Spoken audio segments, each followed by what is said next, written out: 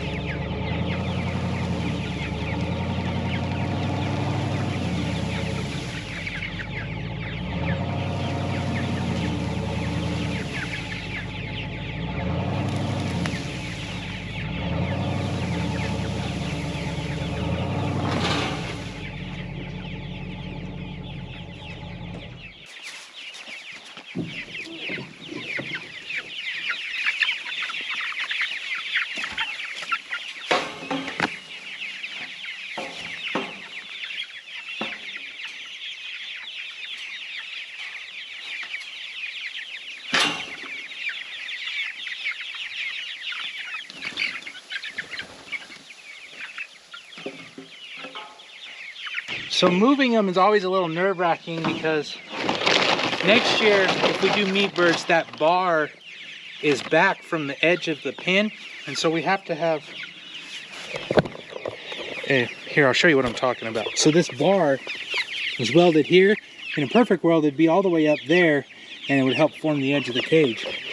That bar runs over chickens and it's not good in a spot there. And then on top of that, you have to have this 2x6 that we have here and some other pieces of wood just to keep the chickens in, because last time we had meat birds in here, I had a skunk get underneath there and kill a whole bunch of meat birds. So obviously we're trying to avoid that. They moved pretty good this time. I do have one chicken with a bad leg. He's had a bad leg since he was very little. He's still alive, doing good. And so far the Red Rangers are doing pretty good. We do have a few out. They got out when I moved that 2x6, but we'll go ahead and feed the feed in the pens, and then I will get those other guys in. I put some extra feed out on the ground just to keep them distracted. We have our feeder. Obviously we're trying to grow them mostly with grass, so we'll walk around here quickly and try to get these other ones to walk around and come through the gate. Sometimes it works, sometimes it doesn't. Come on, you two. Come on. Go around the side. Where's the other one? And right in the gate. Perfect. So those two went in. Oh, the other one ran around the other way. So, nope, go the other way. Go the other way. You're almost there. Come on. Just let them find it. Perfect. Okay, now all the chickens are up. We're done with them for a while. We'll come back later, check the water, because the water will be empty later after they eat. And so now we gotta go feed the cows, and then we gotta prepare the pad for silage. All right, I didn't show you, but there was a hand line on this edge of this corn right here.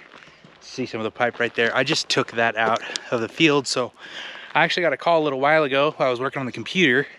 The corn chopper could be here as early as tomorrow. So definitely got to get the pad cleaned up. But first, I'm gonna take the backhoe. We got to feed the cows. And the chickens also need a bale of hay, and we'll talk about that. So let's go get some hay. Whew, nice and warm today.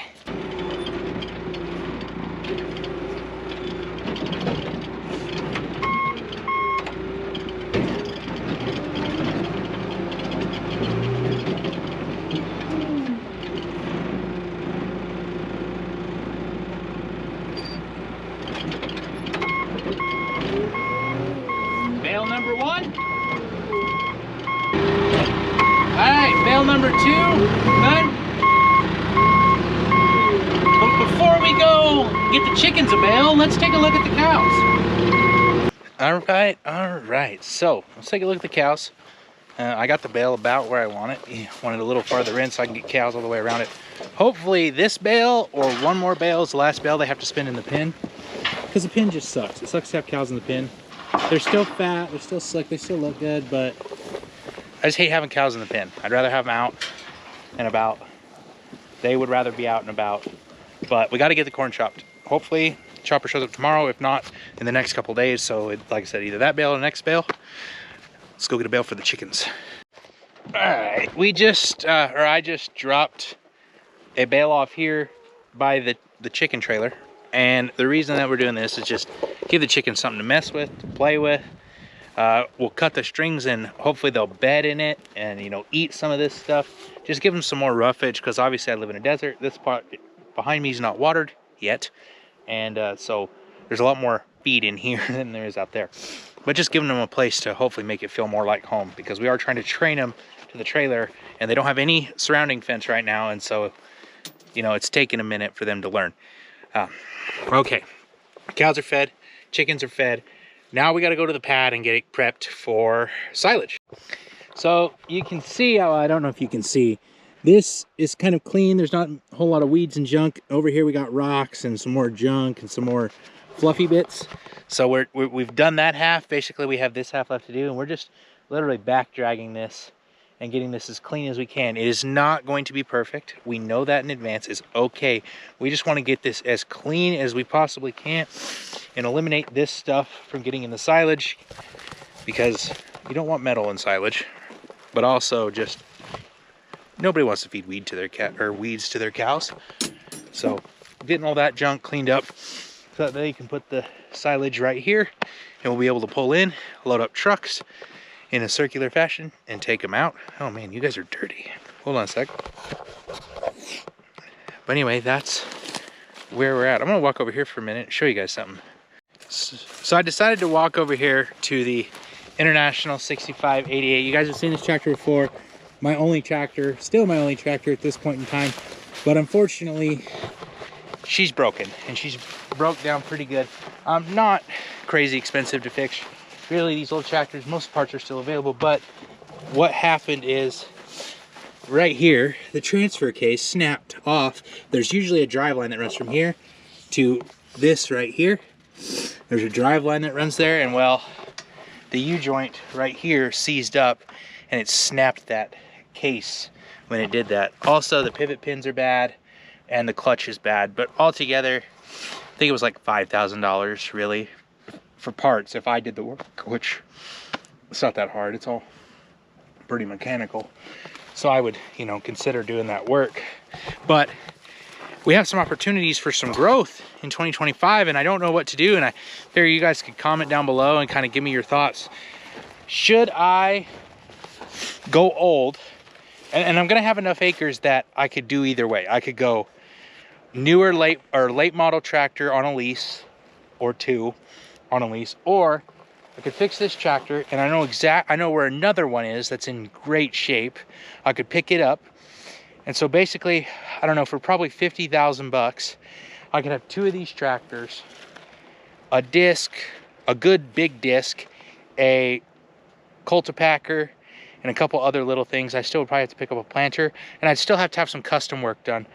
Or I could have a couple of newer tractors, GPS equipped, and if another opportunity comes forward, I would be able to jump on that without having any more horsepower.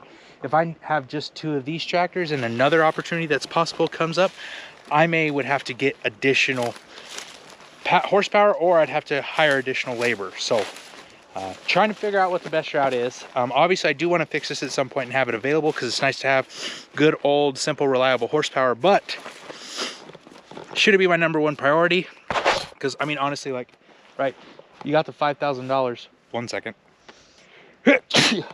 Excuse me. You have the 5,000 bucks to fix it. On top of that, you got probably at least $6,000 to put those tires back on it. I really need a tractor set up for narrow row crop tractor tires, and so that's gonna be a custom deal. It's gonna be like 10 grand. There's no GPS or anything like it on that. The interior really needs to be improved.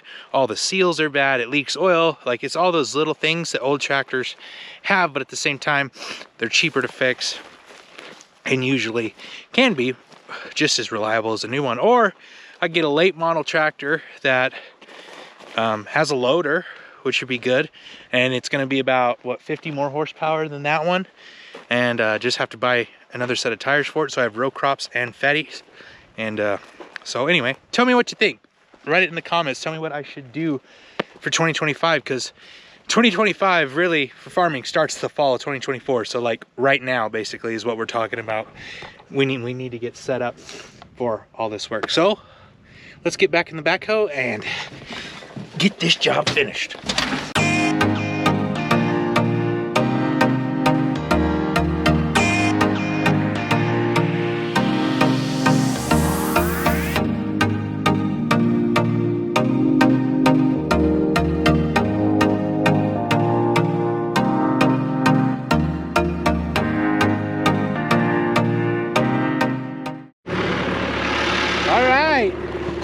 Other than a few rocks in here, this side looks as rough because there's actually some rock piles, and we fed quite a bit of hay in here before.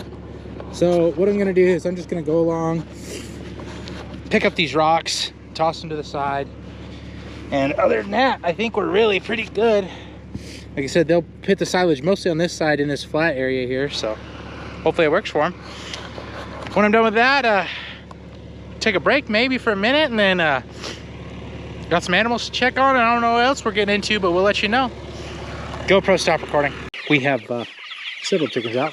They're out of water, so I'm gonna get water, and then obviously, hopefully they come toward the water. And we gotta find where they've been getting out.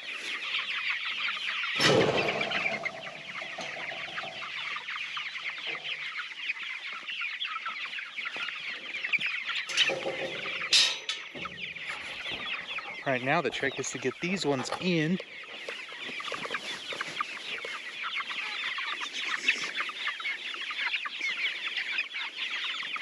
Come on.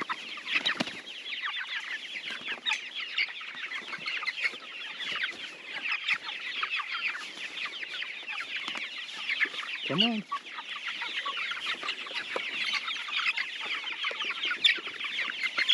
Come on.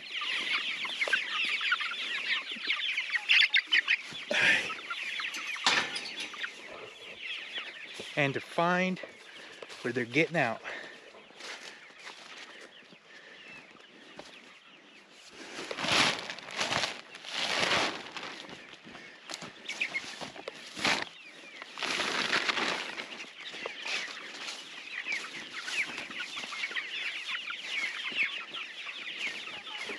I think, yeah, right here.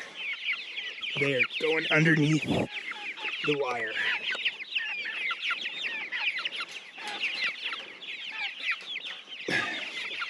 Well, we got that fixed. Thanks for stopping by American Beef Ranch. We had a beautiful sunset, but I didn't get to show you. And we'll see you next time. I guess I got a couple more to get.